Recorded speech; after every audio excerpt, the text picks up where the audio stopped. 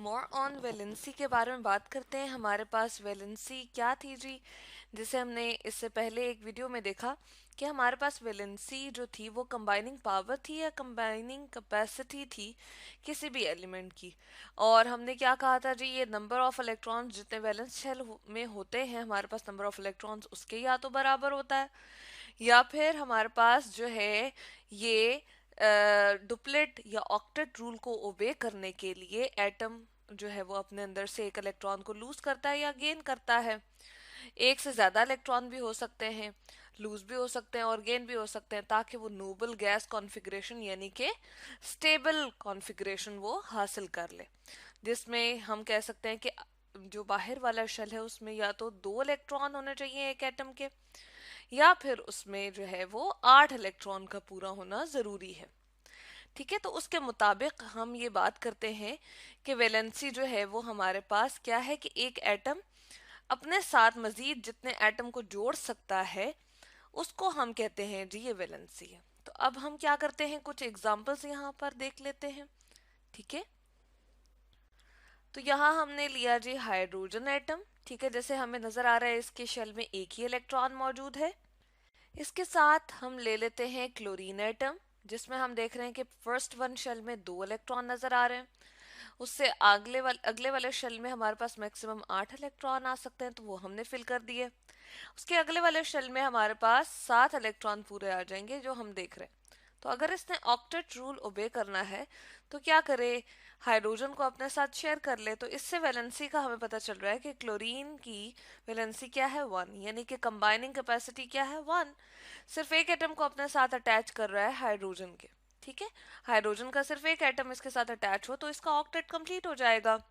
और हाइड्रोजन जब इसके साथ कंबाइन होगा तो इसका अपना जो हम कहते हैं कि शेल में 2 इलेक्ट्रॉन जो है वो मूव कर सकेंगे, यानी कि एक इलेक्ट्रॉन ये वाला क्लोरीन अपना शेयर इससे कर ले और हाइड्रोजन अपना इलेक्ट्रॉन इससे शेयर कर ले। तो कुछ इस तरह से हमारे पास शेयरिंग हो जाएगी दोनों एटम की। तो यहाँ हम इनके इलेक्ट्रॉन्स बना लेते हैं कि हाइड्रोजन, क्योंकि हमने यहाँ पर ये ड्रॉ किया। ठीक है, तो इसका क्या होगा, यहाँ पर एक इलेक्ट्रॉन होगा। इसके अलावा क्लोरीन के अगर हम देखें तो क्या होंगे जी, हमारे पास फर्स्ट वन शेल में मैक्सिमम 2 इलेक्ट्रॉन आ सकते हैं, उसके बाद नेक्स्ट में हम कहते हैं कि 8 आ सकते हैं। तो ये हमने बनाया क्लोरीन एटम और इसमें हमने इलेक्ट्रॉन को यहाँ पर फिल कर लिया।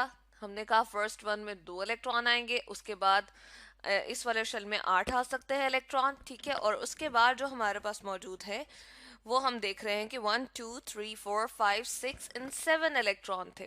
ठीक है, अब हाइड्रोजन वाला ये इलेक्ट्रॉन इसके शेल में भी मूव करेगा थोड़ी देर के लिए, तो इसका ऑक्टेट जो है वो कंप्लीट हो गया। हम कहते हैं 8 इलेक्ट्रॉन इसके पूरे हो गए। और जब हम हाइड्रोजन की बात करते हैं तो इसके 2 इलेक्ट्रॉन पूरे हो गए। ठीक है, तो इस तरह से हम क्या कह रहे हैं कि इस पे डुप्लेट का रूल और इस पे ऑक्टेट का रूल जो है वो फुलफिल हो गया। तो इस तरह से दोनों के दोनों एटम जो है वो इस वैलेंसी के कॉन्सेप्ट के थ्रू हम कह रहे हैं कि हाइड्रोजन की भी 1 होगी वैलेंसी और क्लोरीन की भी 1 होगी, तो दोनों ही 1 वैलेंसी रखते हैं। यानी कि हाइड्रोजन मजीद एक ही एटम को अपने साथ कंबाइन कर सकता है और क्लोरीन भी अपने साथ एक ही एटम को कंबाइन कर सकता है। इसके अलावा हम इसको किस तरह से शो कर सकते हैं, हम इसको इस तरह से भी शो कर सकते हैं, हाइड्रोजन, ठीक है, और इनके दरमियान में एक बॉन्ड मौजूद है जिसको हम एक लाइन से शो करते हैं, और साथ में कौन है जी, क्लोरीन। तो ये क्या हो गया हमारे पास, HCl।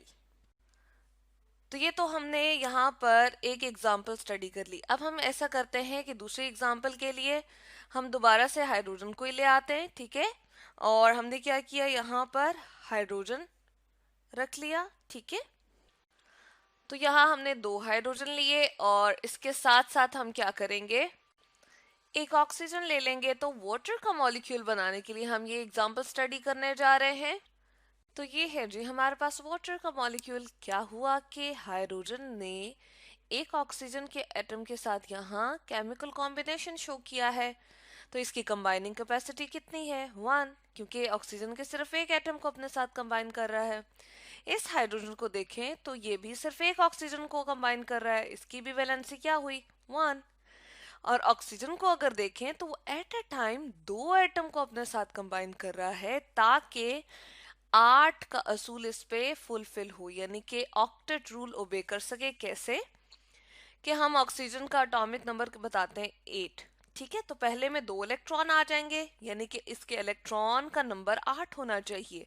तो येलो वाले ये जो बॉल्स आप हमें नजर आ रहे हैं इलेक्ट्रॉन्स हैं इसके, इसको गिन लेते हैं। फर्स्ट शेल में हमारे पास 2 इलेक्ट्रॉन है। उसके बाद हम देख रहे हैं ये हो गया third, fourth, fifth, six, seven, eight, ठीक है, लेकिन हमने वैलेंस शेल में इसके 8 इलेक्ट्रॉन पूरे करने हैं, टोटल 8 इलेक्ट्रॉन पूरे नहीं करने। तो वैलेंस शेल में देख लेते हैं 1 2 3 4 5 6, और ये पिंक कलर के जो हमें नजर आ रहे हैं 7 8, ये हाइड्रोजन अपने अपने इलेक्ट्रॉन इनके साथ शेयर कर रहा है। तो टोटल कितने इलेक्ट्रॉन हुए? 8। तो इस तरह से ये हमारे पास ऑक्सीजन एटम स्टेबल हो गया, नोबल गैस कॉन्फ़िगरेशन हासिल कर ली इसने। और नोबल गैस कॉन्फ़िगरेशन क्या थी? हमारे पास वो वाली गैसेस जो किसी से कंबाइन करना पसंद नहीं करती या किसी से कंबाइन नहीं होती, केमिकल कॉम्बिनेशन शो नहीं करती। क्यों? क्योंकि उनके आखिरी वाले शेल में 8 इलेक्ट्रॉन पूरे होते हैं और 8 से मजीद इलेक्ट्रॉन वो नहीं रख सकती। या हम कहते हैं कि कोई भी एटम हो तो उसके लिए स्टेबिलिटी का, उसके लिए स्टेबल होने की शर्त ये है, या मजीद बॉन्ड ना बनाने की शर्त ये है कि उसके आखिरी वाले शेल में 8 इलेक्ट्रॉन पूरे हों। ठीक है, तो हाइड्रोजन अपना अपना इलेक्ट्रॉन दोनों दे रहे हैं, तो शेयर हो रहा है इसके साथ, तो इस तरह से 8 इलेक्ट्रॉन पूरे हुए। तो ये है जी वाटर की एग्जांपल, और इसको हम इस तरह से भी शो कर सकते हैं। ये हो गया जी हमारे पास वाटर का स्ट्रक्चर, और यहाँ पर हम देख रहे हैं कि ये 2 इलेक्ट्रॉन और ये 2 इलेक्ट्रॉन एज इट इज पड़े हैं।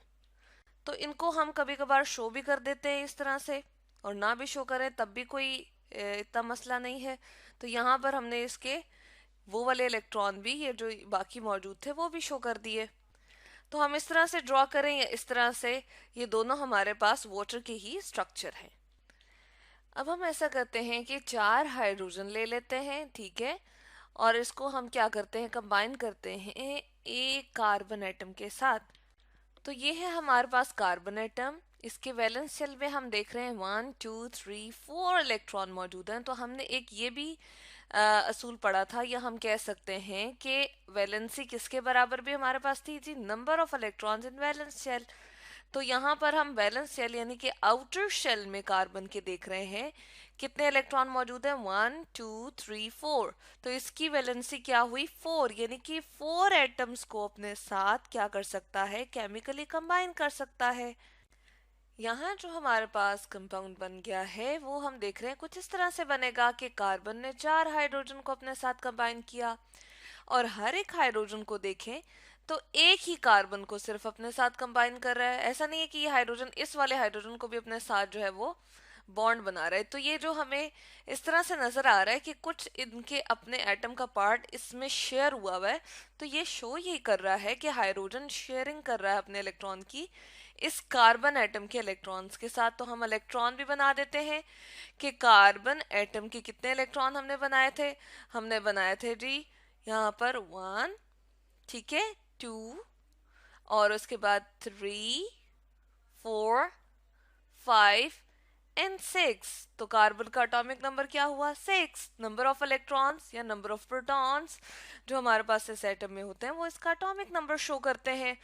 तो हमने ये भी बात की थी कि वैलेंसी क्या हो सकती है, the number of electrons present in the valence shell. ठीक है, तो वैलेंस शेल यानी कि आखिरी शेल में जितने भी इलेक्ट्रॉन कार्बन के थे उन सब ने शेयरिंग कर ली, दूसरे एटम्स के साथ अपने इलेक्ट्रॉन्स की शेयरिंग कर ली है ना। तो इस तरह से इनकी कार्बन की यानी कि वैलेंसी क्या हुई, 4। तो यहाँ पर हम हाइड्रोजन के भी इलेक्ट्रॉन ड्रॉ कर रहे हैं, हर एक हाइड्रोजन के पास एक एक इलेक्ट्रॉन है, तो वो अपने ऑर्बिट में भी रिवॉल्व करवाता है, और बाहर वाला जो शेल है इस कार्बन एटम का उसमें भी रिवॉल्व कराता है।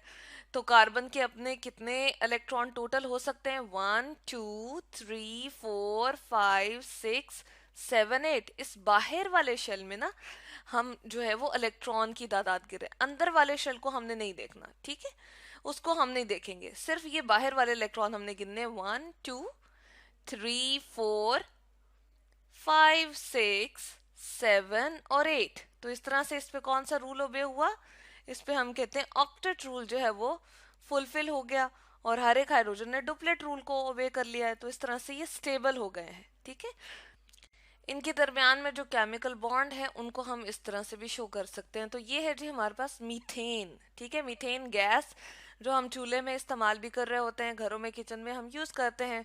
तो ये थी जी हमारे पास मोर ऑन वैलेंसी, और इसमें हमने HCl का मॉलिक्यूल किस तरह से बनता है वो देख लिया, किस तरह से ये इनकी वैलेंसी हाइड्रोजन की 1 होती है और क्लोरीन की भी 1 है, ऑक्सीजन की 2 है वाटर के अंदर, क्योंकि दो आइटम्स को एट अ टाइम कंबाइन कर ले, लेकिन हाइड्रोजन सिर्फ एक ही आइटम को कंबाइन कर ले तो हम कहते हैं हाइड्रोजन की 1 है।